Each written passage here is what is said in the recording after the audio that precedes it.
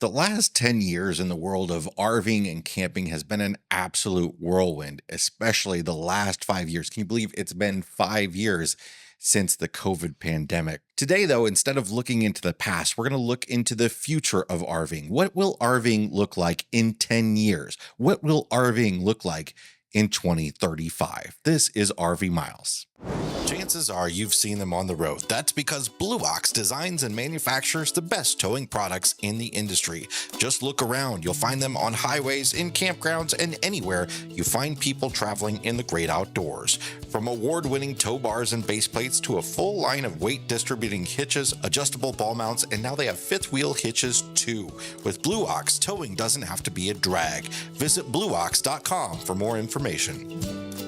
Harvest Host is a membership that allows RVers to take a rest from the road and enjoy unlimited overnight stays at over 5,100 unique locations in North America, like breweries, farms, attractions, wineries, and much more. Easily plan and book your next RV trip and enjoy over $1,500 in exclusive member benefits by joining Harvest Host. Get 15% off your first year of membership with the code MILES. That's MILES. Go to harvesthost.com to become a Harvest Host member today.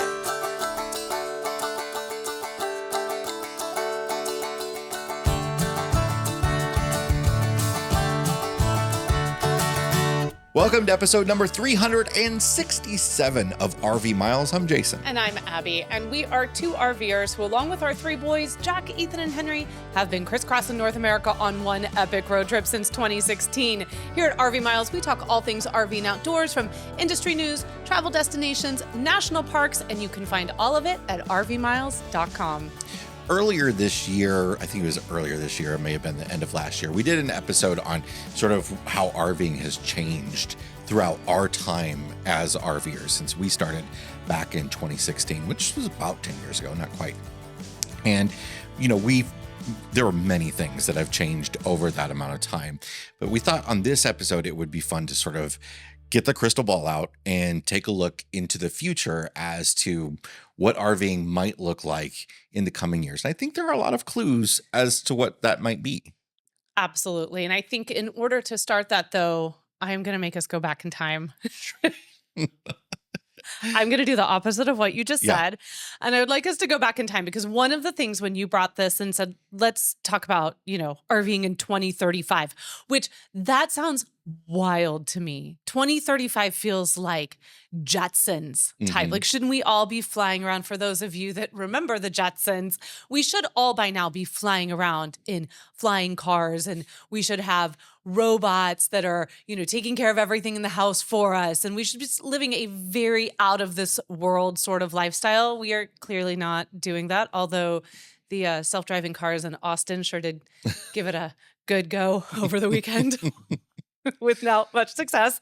But I wanted to kind of gauge, because 2035, it's a lot to wrap your head around, but also saying 2015 feels like a million years ago in RV life. So we took a little look back. You grabbed some numbers. Yeah, I grabbed numbers from 5 years ago because it's a little hard to grab numbers from 10 years ago. So if you're unfamiliar with the Wayback Machine, it's the greatest thing on the internet. So the Wayback Machine is this website where you can go in and you can put in any website and find archived versions of that website from various points in time. So what you can do is go on there and see what a state park cost. If they haven't changed the name of the web page, like their rate sheet web page, you can see what a state park costs, what a private campground cost, what the MSRP of a certain RV was. So I did a little bit of that. So I did for 5 years ago, just at the start of the COVID pandemic. If you remember, right about now, during then, things were getting a little wild in the RV industry. The industry had low hopes for what was happening back in March of 2020, and RV dealers cut all their orders. RV manufacturers cut staff dramatically, and then by the end of April, people were buying them off the lots like crazy. And there was a rush all of a sudden to get a lot more employees and to make up for orders. And, it's all the parts and materials required to get all that stuff in. And then we had all of the shipping issues and delays. Remember all that Well, craziness? yeah. Oh, I mean, because RV Miles also thought that was the end of RV Miles. Yeah. And all of a sudden we realized, no, it wasn't the end. You all were hungry for news about what was happening in our campgrounds, in the national parks, and with the industry. And then we realized, well, that's a service that we can provide. yeah, this is exactly when we started doing the news. So it was also kind of the rebirth of RV Miles, or the expansion of RV Miles.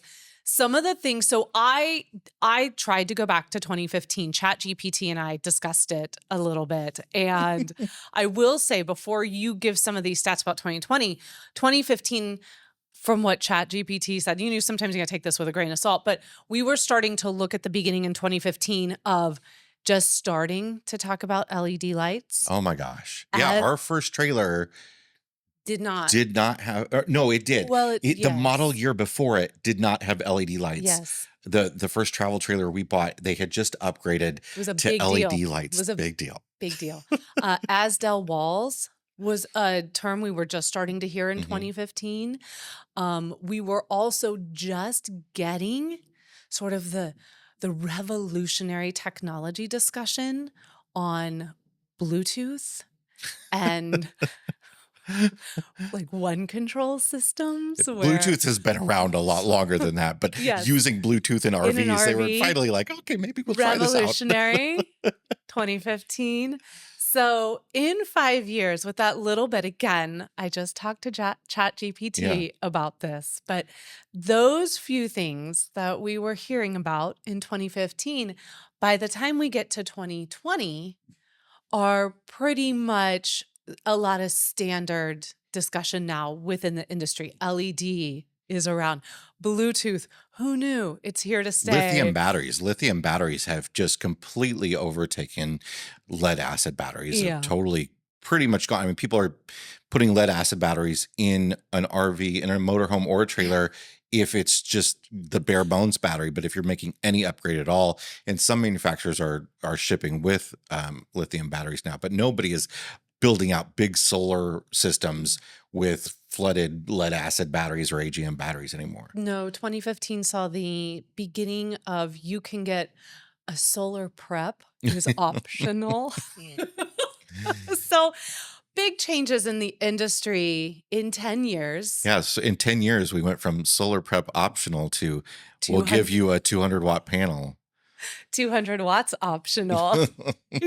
So this is, I think, well, let's do the 2020 stuff. And looking then we'll back over the past 5 years, so the price of RVs has obviously gone up. And we've gone through this cycle of, we had this big boom in RV sales, and then we had a bust and a tiny bit of a recovery, but it's still going down. And even though there has been this bust, prices have not really gone down meaningfully. So looking at the MSRP of a unit that's been around for a while, the Flying Cloud by Airstream, the 25 FB was the floor plan I picked just because it was the first one I found the MSRP for back in 2020. MSRP then was $87,400. And generally you can get 20 to 30% off of MSRP at a dealership, or at least you could, up until April of 2020. Yeah.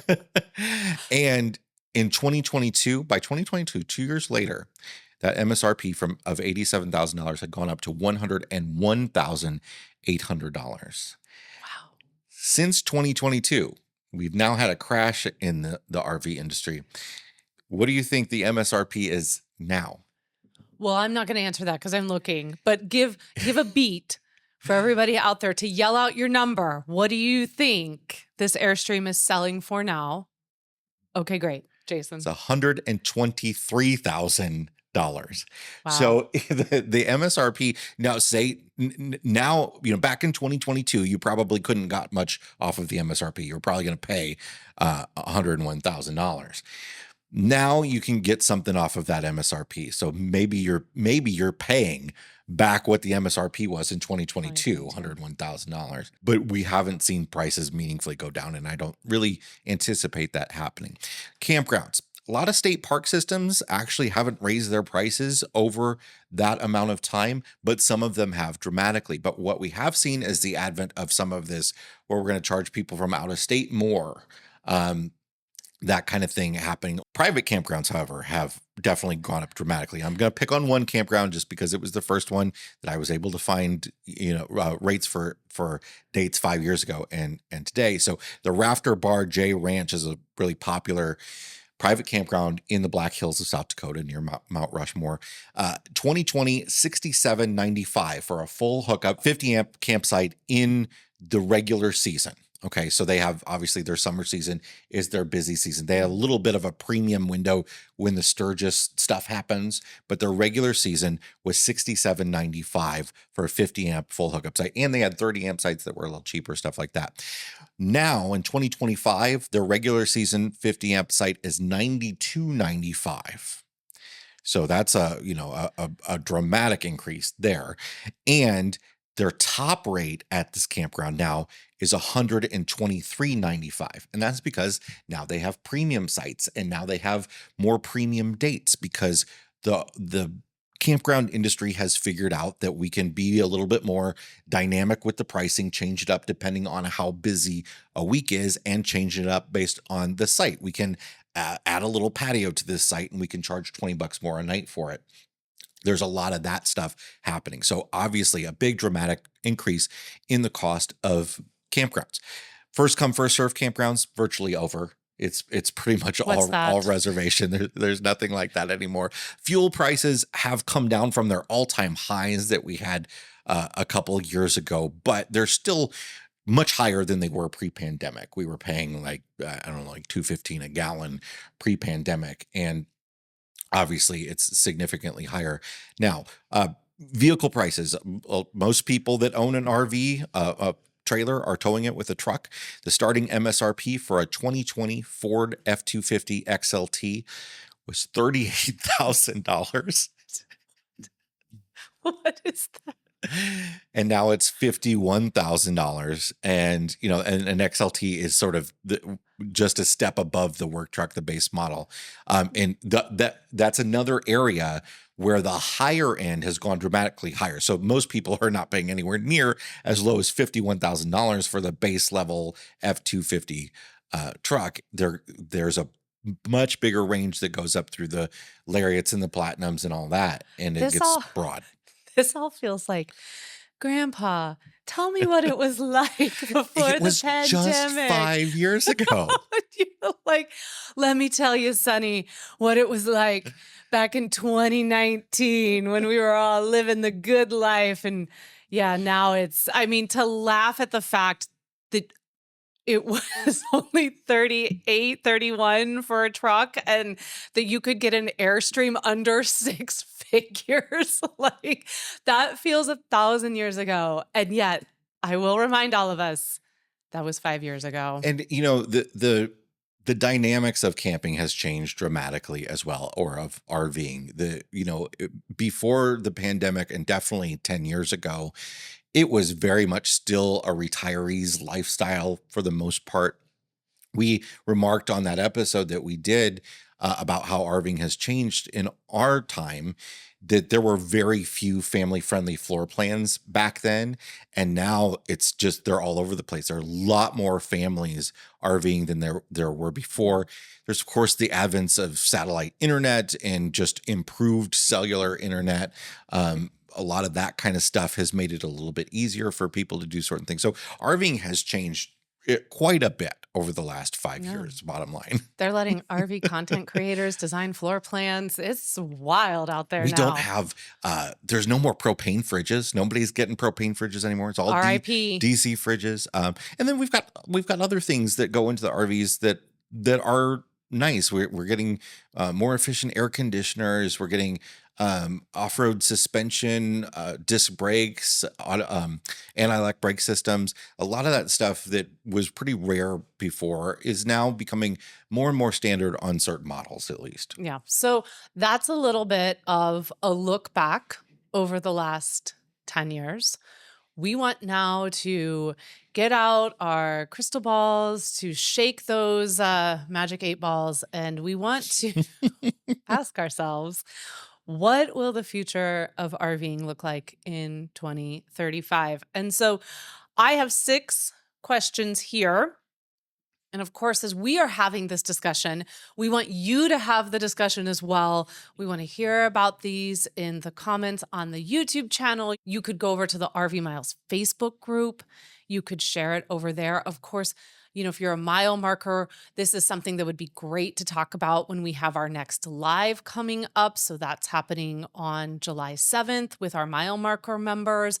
I'm sure we'll be talking a little bit about this as well. So we want to talk to you, and we hope that you'll have that conversation with us, because this can go in about 1,000 different ways, right? So the first question, though, the big overarching question is going to be, what do you think RVing will look like in 2035? Will it be more popular? Will it become more of a niche than it already is?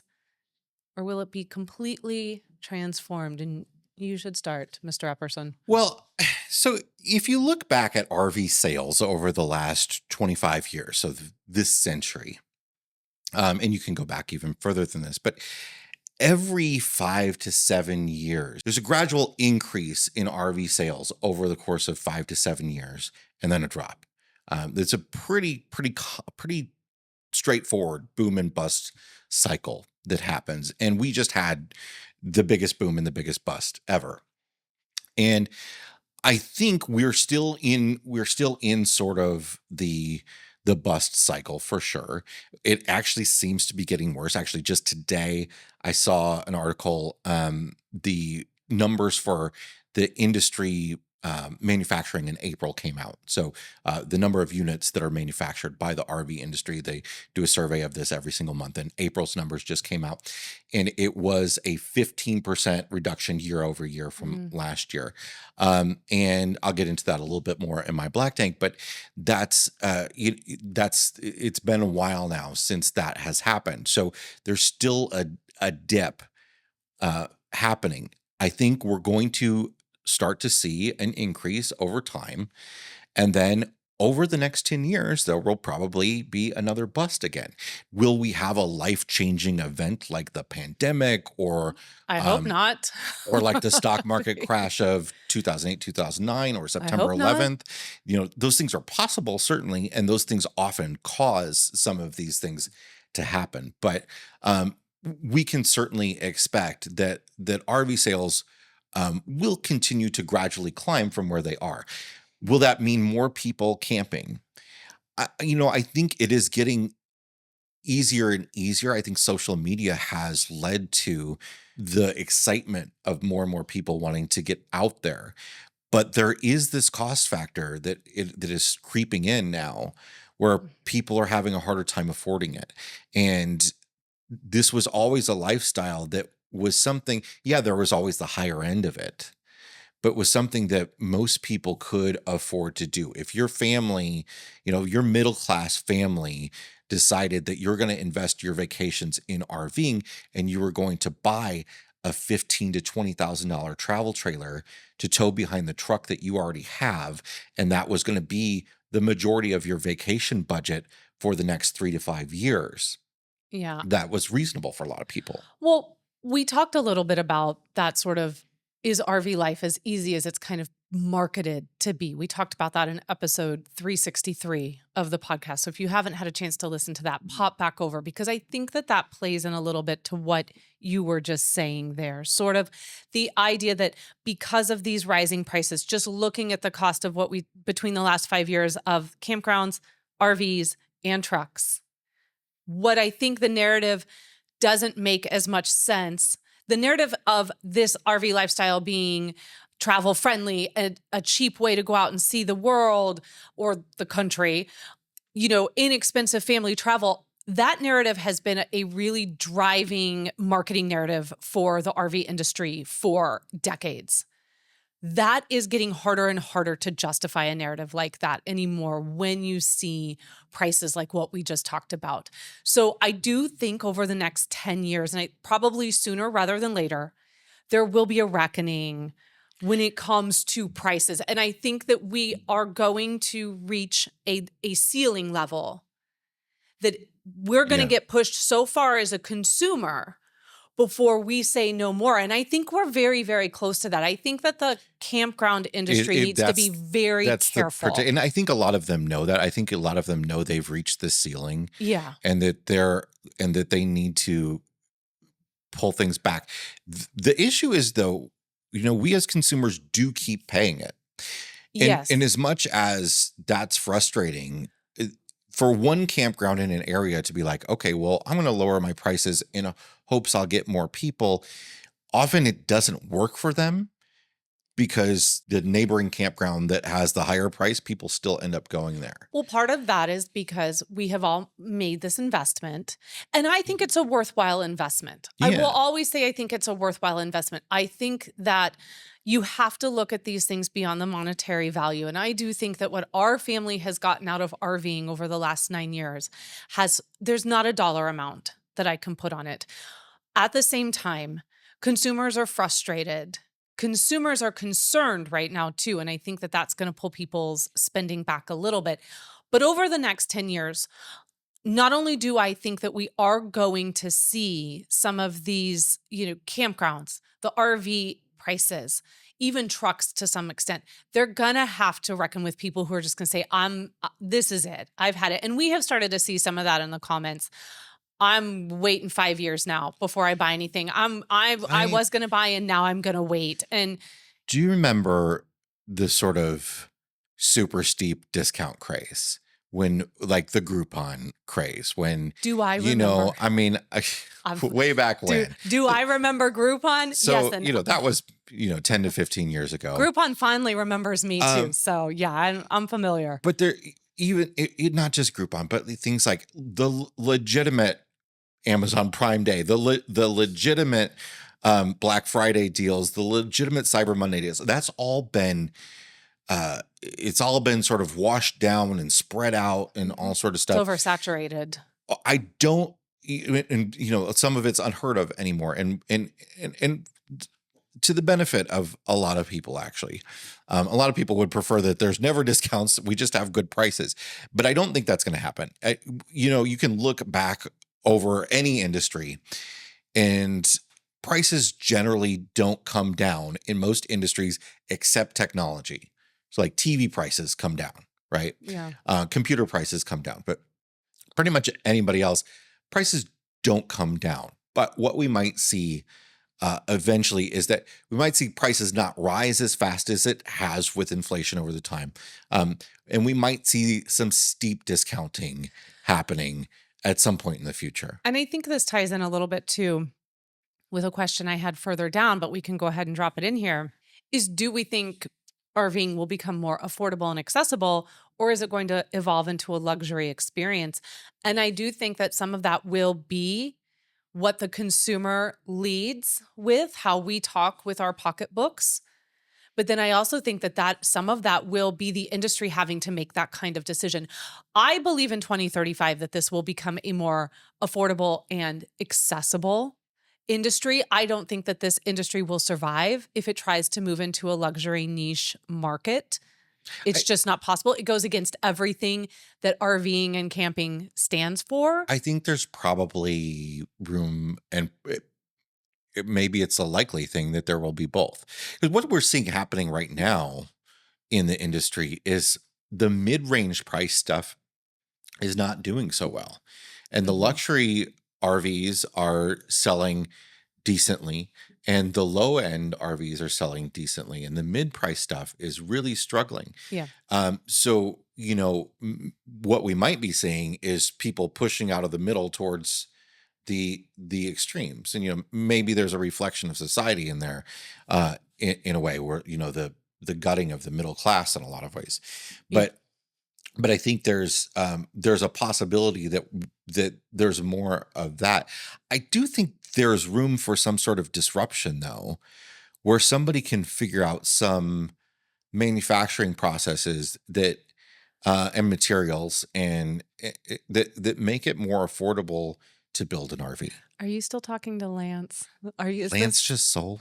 They Oh, sold they to Rexall, which makes sense sold. because they're also in Oh, Lancaster, California. So so now you're just generally talking to any manufacturer that will any listen. manufacturer that will That will listen. listen, yeah. You know, I think that you're right. And for me, I want to make clear when I am talking accessibility, I also believe that that needs to be accessibility for all types of individuals to be able to experience RVing, be that people with disabilities, be that families that have children with mental unique challenges, making RVing more accessible beyond just the price point, but how we are designing those. So we have in the last 10 years decided, whoa, oh, right, the money is really with the family. Mhm. If we create all of these family floor plans, look at all these rigs we're going to sell now.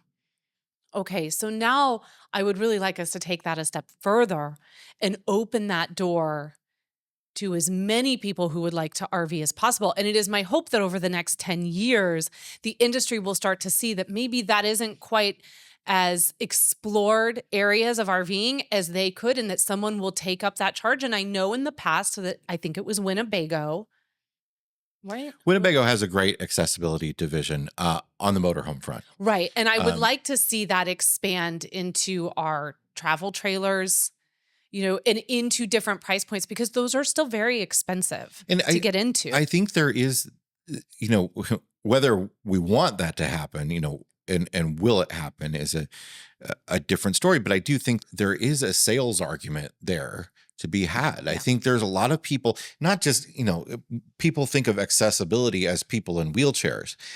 And accessibility, of course, comes in all sorts of Absolutely. all sorts of guises, but also I think a lot of us see ourselves as we get older as having some more needs. Like, from the very basic of like, well, I don't want a fifth wheel that's got too many steps up to it or in it because I can't take steps very well. And I know it'll be even worse for me in a few years. Or even the placement of black tank of the tanks and how you hook those up and you put them Yeah. underneath a slide, and then you have someone who has difficulties getting down on the ground.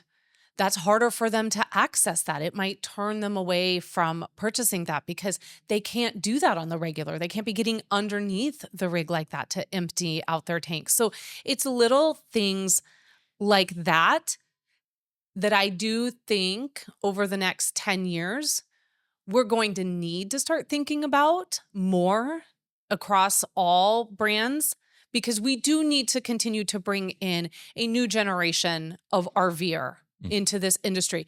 Because part of that, to go with that first question and to move on, is we have been social media as an RV social media family or working in this business as RV content creators since 2016. And there is a whole chunk of us that kind of came up together in and around that time. And then when it all went, through the roof in 2020, content creators, those of us who'd been on the road since around 2016, 2017, maybe a little bit further into that, we're all getting off the road. There is a whole slew of full-time families right now that are coming off of the road, or content creators that are coming off the road, or content creators that are starting to talk about coming off the road that have been on the road for 5, 6, 7, 8, 9, 10 plus years. And they're starting to transition away from that. And a lot of these people were really forward movers of the full-time RV lifestyle, of the RV lifestyle in general, and their life is changing. And so there is now a whole new generation of RVers out there. There's going to be a shift in a lot of content creation, I think, and in a lot of ways that we're talking about this. because like everything ebbs and flows. There is a natural up and down to everybody's life. And what has been working for people, there are some people who are still RV lifestyle, but they've relocated and they're full-time building a campground in Baja, or they've put down roots here and they're just living in the RV while they're building a campground. They're not as forward of like, look how amazing this lifestyle is and look at all the places we're going to, and, living their lives that way. Like for the longest time, a whole group of us were doing. And so I do think that there's going to be a new generation of voices that start to move into this sphere. And I think that they're going to have they're going to help us all shape this next decade. I think it comes just like the RV sales. I think there are waves to it. People ask why are so many people getting off the road? It's because, like you said, there was a boom. People don't remember often that the last boom, the end of the boom cycle in the RV industry was 2016,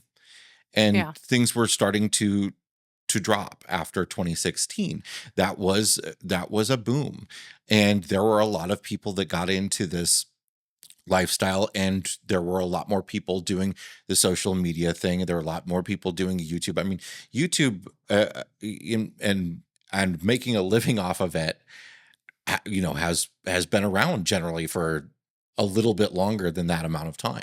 Yeah. So I think a lot of people see RVing through the lens of what they see on YouTube. So they see this happening. That means that's how the world is. And that might not necessarily be true, but some of it is. And I don't think that's going to go away. No. If anything, I think the YouTube RV lifestyle industry is going to continue to go up. And I think that is going to get bigger and bigger. Part of that will be, as I think some people come off the road or they're traveling less and less and they want to live through the lens of someone else for a while they're not on the road.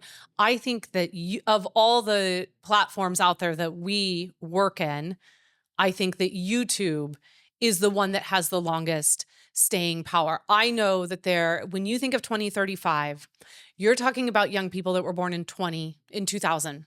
They'll be 35 in 2035, right? Our oldest will be 28. And I believe that there are some in these younger generations, in Jack's generation, in Ethan and Henry's generation, and a little bit older, that are trying to pull back a little bit from all the social media. There has been this sort of idea, and I share it myself, of turning off and getting away from my phone after a certain time. Like when I'm done with work, my attempt to put that phone down and get off of those social media outlets. I mean, again, but I'm going to separate YouTube out, because what I'm going to do is I'm going to go watch some videos on YouTube like I'm watching television, or I'm going to do something like that, but I'm going to get out of that. And I do think that there is a desire with some of our younger generations to do more of that self-care that gets them out of these platforms. And so I do think we're going to see a shift by 2035 too in how we're consuming the RV content. Well, what's interesting is, we don't live in a monoculture anymore. And a lot of that ends with the advent of YouTube and social media, where in the monoculture, we were all watching the same TV shows. You could go to work and talk to people about watching Friends last night and what was on, and or Survivor or whatever it was, right? And what we have now is not just in the way people consume media, but in every part of life, people go different directions. So will there be more premium RVs? Yes. Will there be more affordable RVs? Yes. Will there be more people that want to buck social media and reconnect with nature? Yes. Will there be more ways to be on social media and consume it more? Yes. All of it, there will be more and more of it. This is why music is the way it is. People complain about music being, we don't all know the same songs anymore. We don't all sing the same songs by the same albums and everything. And that's because music comes from 400 different places right now. Well, variety is the spice of life. Yeah, it is great. No, it's fantastic. I just think it means as the population grows, there will be more of everything. This. But I do think that YouTube will move into it will elevate itself into a space that is completely separate from at least the social media we have right now. It has the ability to move in and take over the TV shows that we all used to watch. That it has just in the last 2 years, the increase in the number of people that use YouTube as their primary large format TV watching platform. It is the biggest search engine in the world. It's the second biggest. Or second, my bad. There's still Google. But they're both the same company. The Google, yeah, I was going to say, does it, at that point, again, it's all owned by one. So they could say second biggest, they could say first biggest, they could say probably whatever. But you know, when you and I started YouTube, like a lot of the reason people watched YouTube was for ideas on how to fix things and all that sort of stuff. And now there's so much more entertainment. YouTube has, this is a whole other conversation and we need to move on, but YouTube for me has, and maybe we'll talk about this as a detour with mile marker members, but in part of me sometimes feels like YouTube really killed podcasting and the essence of what podcasting used to be up against what it is now. Well, it's like, okay, we're going to have, we have radio, and then TV's invented, and then people think that radio is going to die, but it doesn't really. Was it like video killed the radio star? So, you know, YouTube killed the podcasting. Well, then podcasts come out. Oh, it's like radio. That was how we explained what podcasts were, because nobody knew what a podcast was. So the way you explained it to people was like, well, it's like a radio show that you listen to on the internet whenever you want to. You want. It's like Bluetooth and fanciness in an RV. Then it becomes, well, if you're doing a podcast, well, now you need to do a video version of that podcast to put it on YouTube. So now we're in this world where we're like, we make YouTube videos, which are YouTube videos. They're you know, they're 10 to 15 minutes long. And then we do podcasts, which we do on YouTube, but they're mainly podcasts, but they're also on YouTube. And there's a little bit of a mess. They're like an hour long.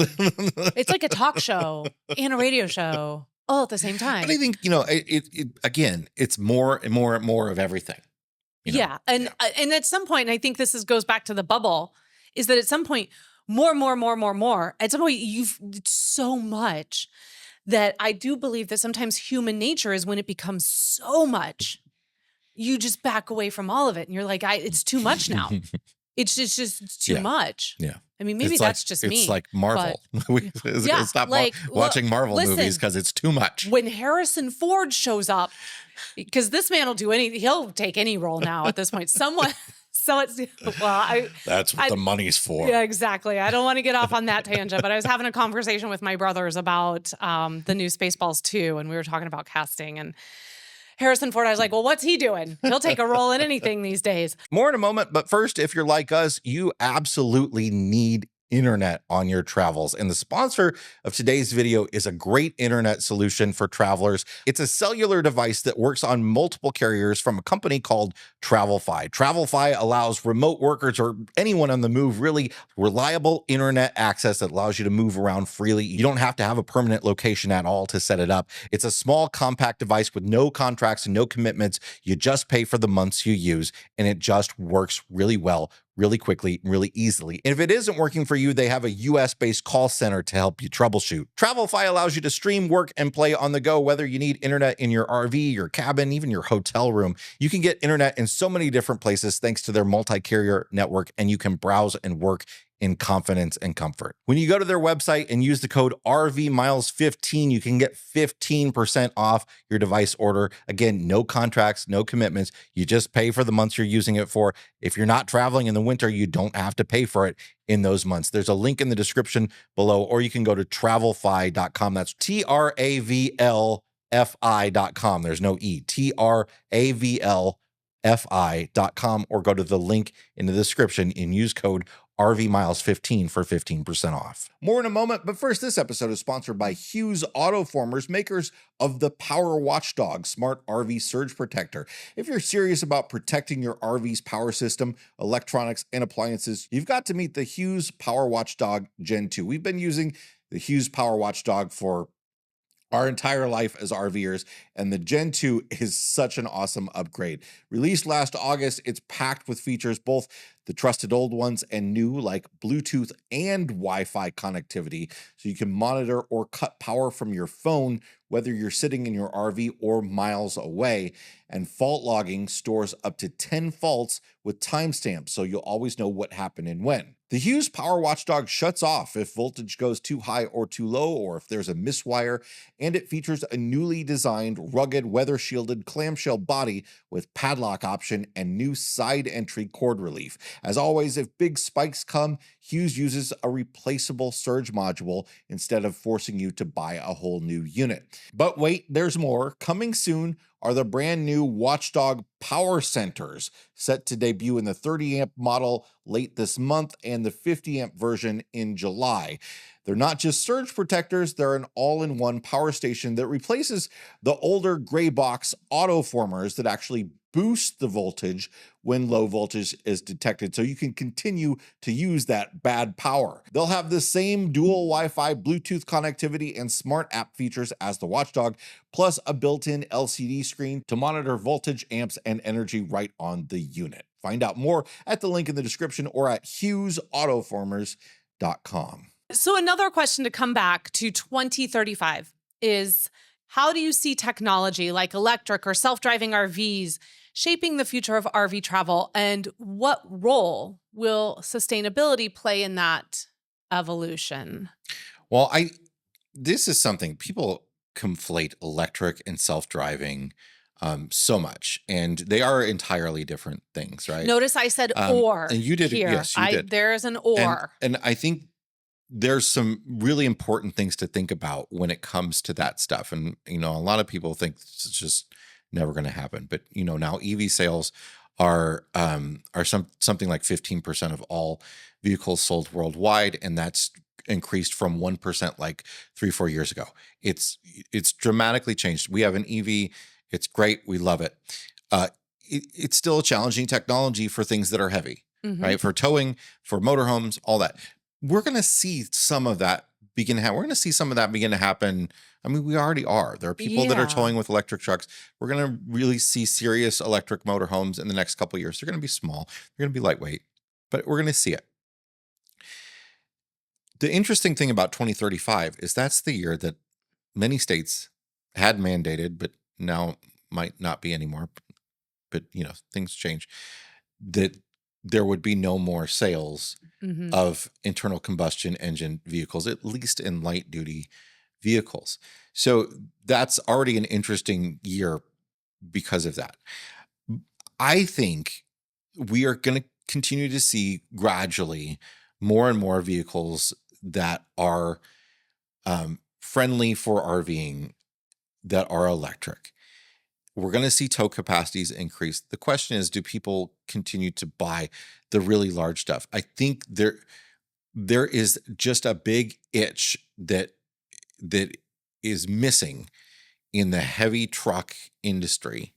And when I say heavy truck, I mean a super duty truck. I don't mean the legitimate heavy duty truck, legal definition heavy duty truck. I think there is a legitimate want for better hybrid powertrains, or any hybrid powertrains. And I think we're going to see a lot more, not just pushing to go entirely electric, but let's find ways to have motors that can run off of fuel, that can extend ranges, and that can give us the power that we need when we're towing, and allow us to travel around town on electric power. The campground industry is going to be there are some campgrounds that are wanting to be on the forefront of this. KOA has made a really strong push to their membership of wanting to make campgrounds part of the nation's charging infrastructure.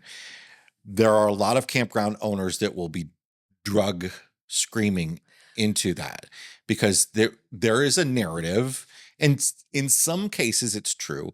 It's not as true as people think, that campground electrical infrastructure cannot handle EV charging.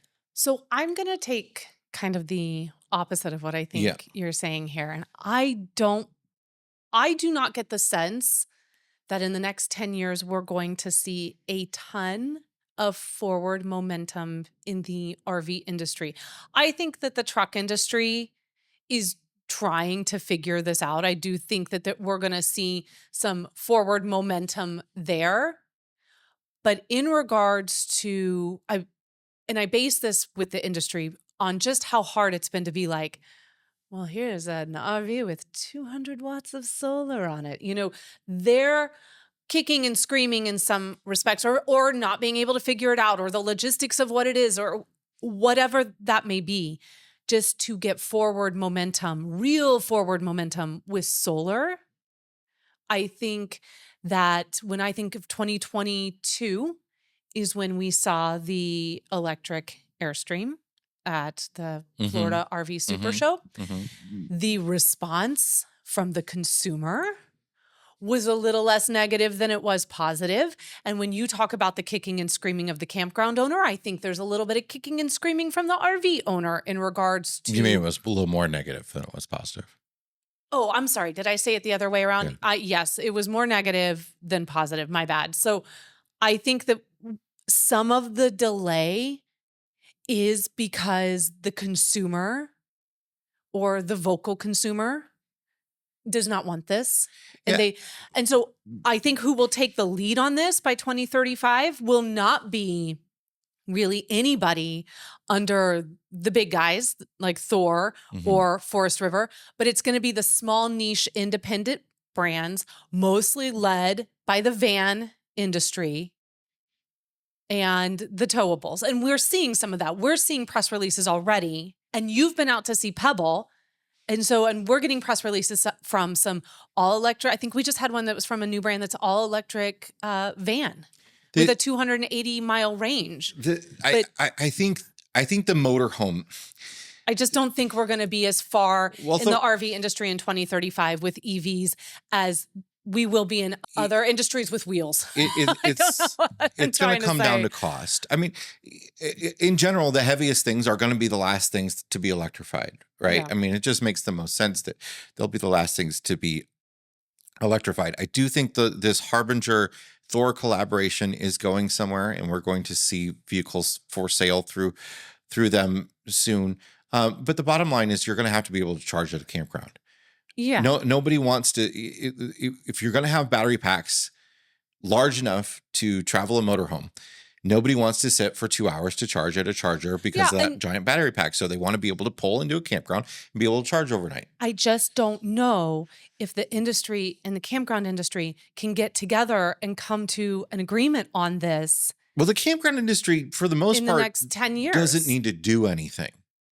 I mean, they need to have their basic system working properly. But if you can plug into 50 amp, you should be able to charge. But Jace, I mean, we're seeing the sort of opposite response from a lot of campgrounds now, building into their rules saying you are not allowed to plug in your electric vehicle here. Which is, and I understand the cost. I understand the cost too. But charge them for it. Right. Like if you have an EV charge, like, look, I'm bringing my EV, I have a flat fee but the response is a hard no. At some point, the campgrounds are not really paying attention to is they're not going to know the difference. I'm going to pull up in my motorhome and plug it into the wall, into the socket, and they're going to. And I could pull up to a campground with an empty battery bank of tons and tons of lithium batteries right now and be charging those to full off of their system. Fair. And they don't know that. But they will know when you're doing it with your truck.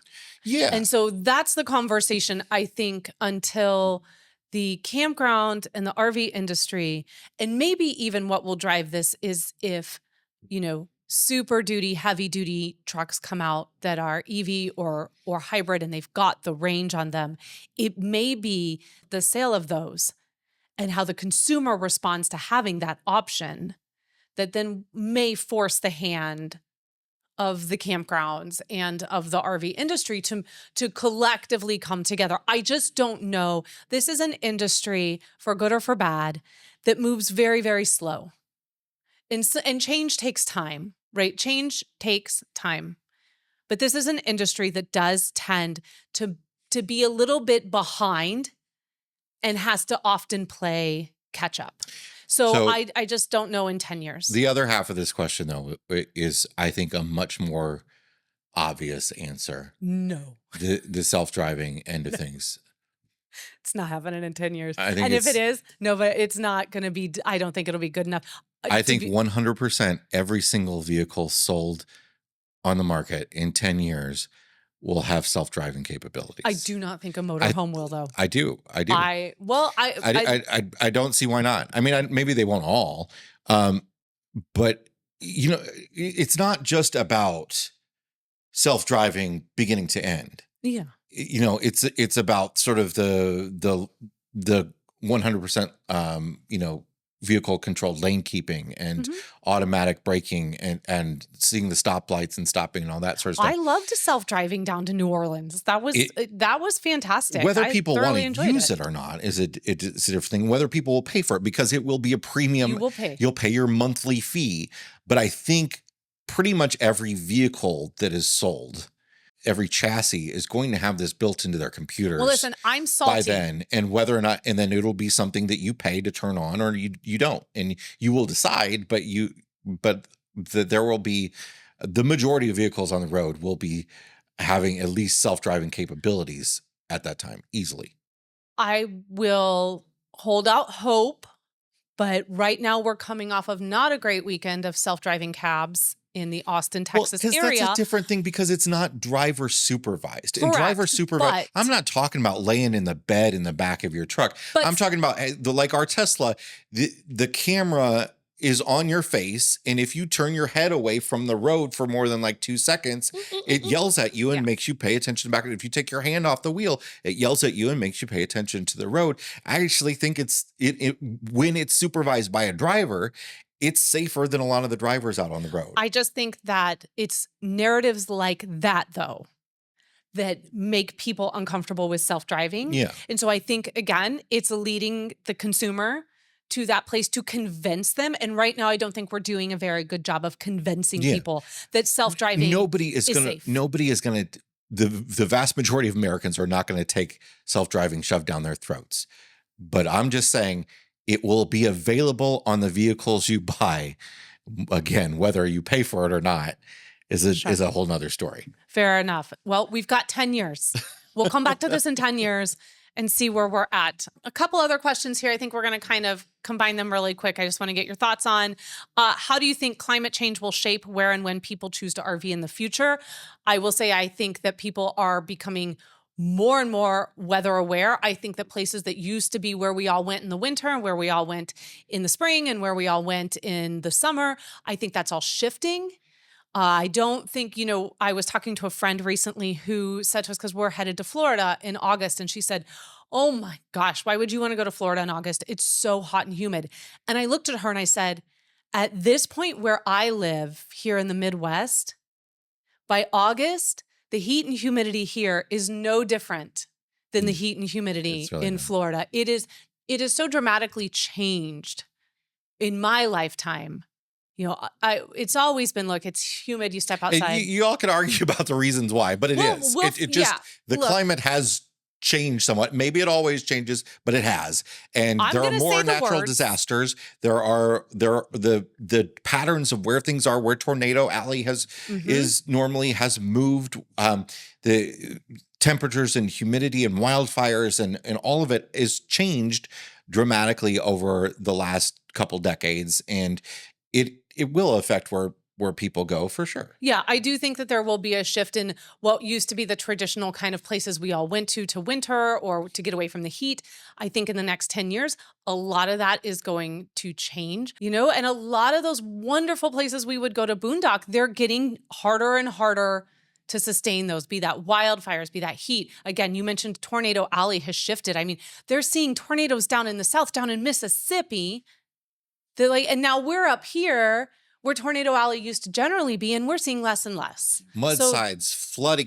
How many different issues with flooding of campgrounds Huge. and entire areas have we seen over the last decade? Now, Tons. we can call it climate change. We can call it weather. We can use whatever word you would like. I do think that as RVers, we have become much more weather aware over the last several years. But I think as we move into 10 years and beyond, that the environments in which we want to go on RV to are really going to impact whether or not we can Yeah, even they, go there they already anymore. are. They already are. I Yeah, mean, for all we know, Yellowstone could blow up in the next 10 it's years. true. It's an active volcano. You never know. I don't have it on my bingo card, but It's true. you never know. Final question. What will full-time RV lifestyle look like in 2035? Will remote work continue and connectivity be central to influencing the lifestyle? I would hope this is an area where I think things are a bit stagnant right now. And I think a lot of that has to do with the way corporations see this, because Mhm. it's suddenly become harder and harder for a lot of full-time people, people that want to travel extensively at least, to work remotely, where Yeah. there was this big push towards remote work. Well, now it's like, well, you have to have We need you in this your state. resignation needs to your legal address needs to be this one of these three states where we have a nexus. You can't log into our secure networks with satellite internet. There's all sorts of that sort of thing.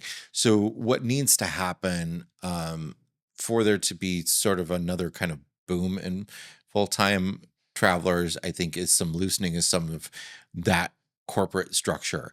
And it is improving in on the campground front. Like things like internet has gotten dramatically better. I never 2 years Absolutely. ago never would have said you can rely on some campgrounds uh their Wi-Fi, and now a lot of them you can. We did several times on Um, our 8-week trip. yeah, and so there's more and more of that, and that will improve people's ability to travel full time if they wish and desire to. But I think full time RVing kind of goes with the boom and bust cycle of the RV industry. I It's just agree. the more RVers there are, the more full time RVers there are. Yeah, I have two feelings about this. One is that it's hard to predict this one for me, to look 10 years into the future. I was thinking about this because in 10 years, our youngest will be 22.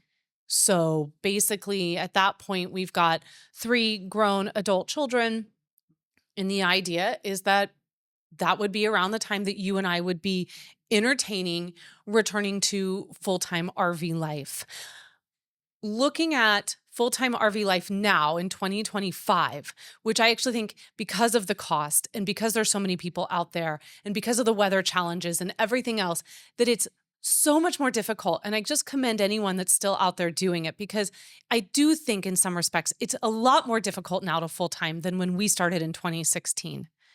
So when I think if some of these things don't start to ease, it's really hard to be like, would we go back out there The, in the, 10 years? All the loss of BLM land or, dispersed camping and the sort of the what drew us to full-time RVing and what still drives us to RVing, that sense of adventure has post-pandemic had to become more and more and more structured for us as a family. the cost is a really big Yeah. factor when it comes to campgrounds, especially. And you know, the RV industry may be in a bust cycle right now, but people are still camping Oh, the campground industry's because not. people bought all these RVs in the Yeah. last few years. Yeah, you want to So use it. it's a struggle, even though that you can find the campgrounds now, they're pricey, and that's a challenge for people. And not everyone wants to be in the Thousand Trail system.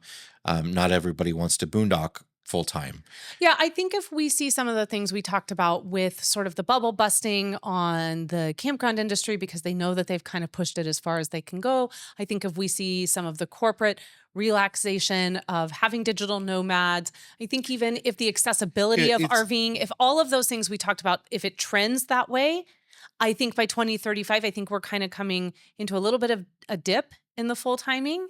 And I think we'll start to see if those sort of come to pass, we will start to see a grow again in the full-time RV I do think lifestyle. we'll see more and more people who do something like we do, where they're just not they're not vacationing 2 weeks a year, even though they have a Yeah. full time job. They're extending their vacations drastically because they can work from the road, maybe even being out a couple months at a time, or just what normally would have been a weekend is now a week and a half, that And kind that of thing. was one of the notes I made to myself was I actually think what we're going to start to see is the rise of the what I call the part-time RVer, which is someone that's probably spending a quarter to half, maybe a little bit more of the year on the road. So they've still got that home base, but they're also traveling pretty extensively. And I think we might see a little bit of that because I think I know that for some of those who are working remotely and working from home, they get a little bit of wiggle room where they can fudge that out there on the road for a while before they need to come back and check back in and, kind of calm the waters. And then they go back out and they test that out a little bit. And I think that part-time RVer is going to climb. And certainly amongst singles and couples, I don't know if we'll see a lot of that with families. I mean, for us, that's getting harder, actually, as a family to part-time RV for such extensive periods with the sun starting. That's mainly because of the age of our kids. With young kids, I think it's a little easier. Absolutely. I think that's really going to play into it. I hope that more families are getting into this when the kids are young and starting young and then continuing before on they that. have activities. So much room for activities. So that's kind of where I think 2035, we might, see sort of a push more of the part-time RVer emerges as opposed to the full-time RVer. But, this is us just looking at the tea leaves, and we don't know how to read them. So take it with a grain of salt. Wow. How many more?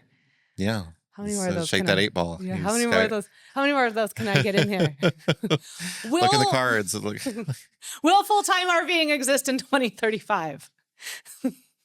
The chances are good. Great. Thanks, 8 ball. So, all right. Well, that was our discussion. Again, we'd love to hear what you guys have to think about that.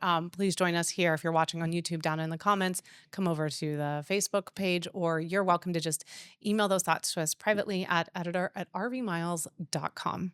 All right, well, it is time to check the level of our tanks, and that is sponsored by our friends over at Liquefied RV Toilet Treatment at the No BS Toilet Treatment. Find them over at liquefiedrv.com or maybe in a Walmart near you.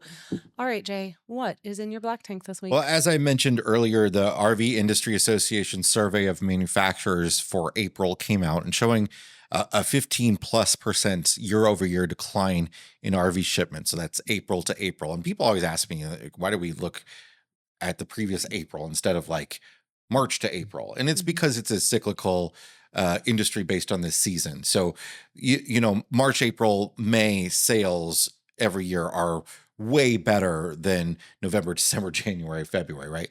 So it's really hard to look at the previous month. It's really much more beneficial for the industry to look at the same month from the year before. So that was the first month since November to see a year-over-year decline. November, however, was an anomaly. Before November, there hasn't been a year-over-year decline in a month since October of 2023. Yeah. So we had this big boom in the second half of 2020 through mid-2022. And then this big crash that really ate up all of 2023. And then 2024 really saw kind of a mild correction, but it's going downhill again. So it looks like we haven't seen bottom. Now, that might partially be because that April number might be because more orders happened earlier this year than you would normally expect because of dealers wanting to buy units pre-tariffs. Oh, or because the 37 RV miles came or out, that. and they just, all the dealers had to get their hands on that. What we've seen throughout most of this year until now is the manufacturing far outpacing sales. And there's been a question as to why. And I think a lot of that has to do with the fact that it's not just the tariff potential on an individual unit. It's all the parts and stuff that the manufacturers buy, because they pay the tariffs when they buy all those materials. And when they buy all those materials, they want to put them in a unit, right? They don't want to just let them sit somewhere. All of the components, the appliances, everything. So they stocked up on a lot of this stuff with the uncertainty over tariffs and built units. And I think there's a little bit of that going on, but this year is going to be a tough year for the industry. But it could be potentially a good year for the consumer if we see prices start to come Yeah. down a little bit. Yeah. So the flip side, again, trying to see a bit of a silver lining here, Yeah. is that this might be A good time something, to buy. yeah, Yeah. could be a good time to buy. You might start to see some deals we haven't seen The in quite some the time. challenge for the industry and consumer, the one thing that hits us both is interest rates. Yeah. And if you're looking to finance, that's the biggest the Well, biggest hurdle still. and I think, there's not really any indication that those are going to move. I think we're going to continue to sit around 6.6. But again, who knows? Who knows? Every day brings a new adventure. So who knows? What is in your fresh tank this week? My fresh tank is our new e-bikes. Many of you might know, we've had electric, not electric, the company With Electric an L. without the They're E in right over front of there. it. Electric X premium bikes. Since we did the whole Baja to Alaska thing, and they're basically small motorcycles. They're amazing. They're beasts. They are but amazing. we have downsized a bit now. We now have the brand new Electric XP4. So it's not the X Premium, which they still sell, which is bigger and has more battery power, more distance, and all that sort of stuff. But the XP4 is the newest version of their standard bike, and we've had them for a couple weeks now, and we've been riding them all over town, and they are just fantastic. They've upgraded them with lots of stuff. They go up to 28 miles an hour. I've only been able to get mine to go to 25. I'm a little heavier. So You it's are going slow. driving 25 Oh miles yeah. an hour on that bike. Oh yeah.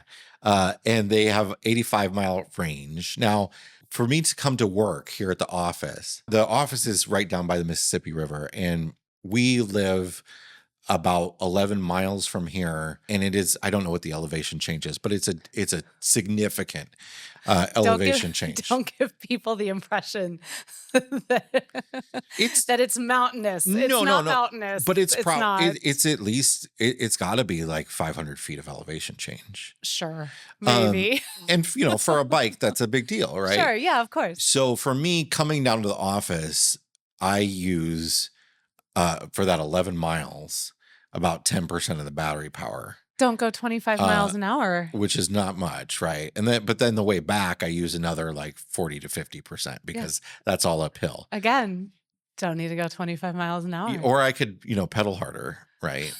Pedal harder. You could help the bike. But that's true. So if you've been holding out, the nice thing about with electric, there are a lot of different ways you can make an electric bike, right? You can make it like a traditional bike. And the electric bikes that we have are not that. They're built as electric bikes. So you might think of some electric bikes as, well, you just pedal around town or use electric when you want to. Electric's XP bikes and X Premium bikes are both kind of made to always use battery power because they're heavier bikes. Yeah. And they sort of build this giant frame that's foldable, which is really cool. And they're more of an upright sit, so you're not leaning over, which I like. And you can, your handlebars are like in front of you. Again, kind of like a motorcycle, unless like a road bike. They've got headlights, they've got turn signals, they've got hydraulic brakes, and all of that stuff weighs a lot. But because it's electric, you don't really care. No. And that's kind of what I love about these. They've got the big fat tires, and there's this front fork suspension. There's a suspension on the seat post. So it's a really comfortable ride. They've upgraded the screen. It's color now. Really, really happy with the new XP4s from Electric. Yeah. And of course, we always like to be upfront. So we want to say too that Electric sent these to us. They asked us to try these out, and we've had them for quite some time before we decided to talk about them. And one of the first things I said to Jason was I thought that this was a massive improvement from the XPs that we've had. The X Premiums. Or excuse me, the X Premiums. It is a little confusing, Electric. Your names are a little too close to each other. Too much X and too much P. I think that it's a great improvement for what we want to use them for. Now, the X Premium, I fully intend to send with Jack when he heads off to college. The X Premium has got the range. It's 2 batteries, so it's that's going to be a great bike for him to zip around the campus on. Yeah. but I've been really pleased with them. I try to use as much of my own leg power as I can. And I will say we have a route we do that's like 8 miles. And we've been out on that now probably 3, 4, 5 times. And my battery is still showing 90%. So I think you can, depending on the terrain, use your own leg power and get a good workout off Yeah, of it oh, too. for And then when sure. you want to let the bike take over, the bike can take over. That's the nice thing about an electric bike. And there are a lot of people that will argue that you don't need an electric bike, but electric bike makes biking so much more accessible for people. But I even somebody love who it. is like a power biker, like you wouldn't want to go for me, who did bike significantly in Chicago, which is Mhm. very flat. Mhm. Right. But I would go long distances in Chicago. For me to bike from here back home uphill the entire way, that would be really, really challenging to do for me without an electric bike. It's a no for me, Yeah, dog. yeah. Even just when you come up over little short hills, Yep. the hills that you would get off and walk before, right? I have no issue in saying that I am not interested in working that hard. All right, what's in your black tank this week? Hey, just a friendly reminder that Nomad Internet still exists and you don't want what they're selling you. Okay. We'll link in the description the videos that we did back in 2023 on Nomad Internet and the shenanigans they were up to back then in the description for the YouTube video or at rvmiles.com/367. In fact, that's where you'll find links for everything that we have talked about today. And also 366 other show notes and episodes are there at rvmiles.com as Most well. of them. Most of them. Don't quote me on all of them. But we have been privy to some emails from customers of Nomad Internet over the last few months who are still experiencing the same old shenanigans being run by the same old people Being over there. charged month after month after month with And no resolution of no internet. They are just not paying attention to who they're sending emails to because they've started sending us emails and like sales emails. And they sent us one yesterday that was like, what questions or concerns do you have about Nomad Internet? And I responded with this. And I linked to the first video. And then I said, and this. And then I linked to the second video we did. And then I said, and finally this. And I linked to the third video we did about them. And then they emailed us another sales pitch email today. So they're not even checking. Just not even checking. in a machine. Not even, and it they're doesn't taking your money. They are allegedly stealing from you. Let's just put an alleged in front of all of that, even though the Attorney General of Texas had some questions. they sued them and they came to a settlement and they've tried to get our videos to be taken down. Yeah, they've reported our videos to YouTube because they wanted, Jaden wanted those. They reported our videos off. to YouTube because Jaden Garza, who is the owner and pretends he's not anymore, Yeah. and is a big scammer. Alleged. Alleged. Put Sure. that alleged in there. Put that alleged in there. No, because he was actually. I mean, he has been convicted. His crypto scams before Nomad Internet and his selling other internet scams. There's all so much stuff. You can watch the videos and get the backstory. But he tried to have YouTube take our videos down because his image was used in them. Mm-hmm. And YouTube was like, nah. Yeah, they were like, we're not doing that.